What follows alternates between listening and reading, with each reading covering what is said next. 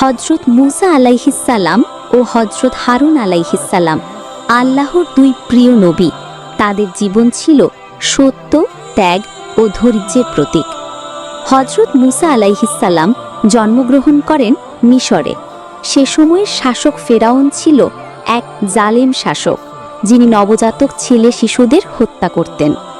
আল্লাহর হুকুমে মুসা আলাইহিসসালামকে তার মা একটি ঝুড়িতে রেখে নদীতে ভাসিয়ে দেন। পরে ফেরাউনের পরিবারই তাকে লালন পালন করে। যুবক অবস্থায় আল্লাহ তাকে নবুয়ত দান করেন। তাকে ফেরাউনের কাছে পাঠানো হয় দাওয়াত দেওয়ার জন্য। ফেরাউন অহংকার করে আল্লাহর অস্তিত্ব অস্বীকার করে। মুসা আলাইহিসসালামের দাওয়াত ও মুজিজা দেখে ফেরাউন ও তার সেনারা আতঙ্কিত হয়ে পড়ে। এক পর্যায়ে মুসা আলাইহিসসালাম তার জাতিকে নিয়ে মিশর থেকে বেরিয়ে যান। তখন আল্লাহ